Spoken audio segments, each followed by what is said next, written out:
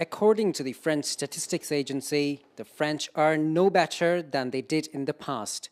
Average incomes have gone up by less than 1%, while purchasing power has clearly dropped by more than 2%. Add to this record unemployment levels of more than 10%.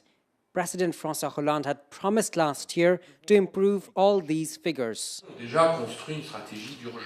We have already prepared a strategy. We are going to increase the protection of the French industrial sector. Earlier, the policy was a laissez-faire policy. Now it's over.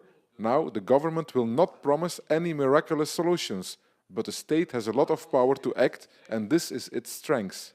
It is this strength which both employers and labor unions say they have not yet seen. The much publicized Bank for Industrial Renewal is yet to start operations. In the meantime, France has seen frequent strikes and demonstrations over falling purchasing power and rising job cuts. All in all, 100,000 jobs have been lost in 900 factories over the past 3 years.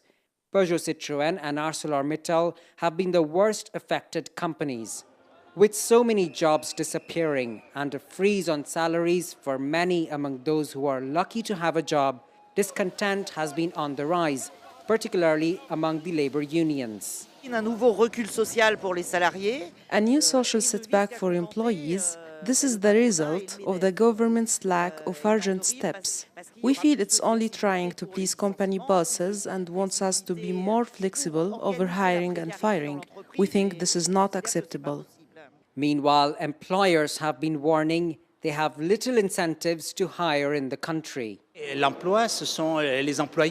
is the employers who create jobs, not the state, because the state is cutting down on expenses to reduce budget deficit.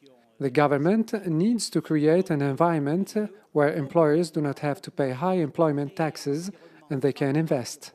President François Hollande is facing social, economic and political crisis, all three at the same time.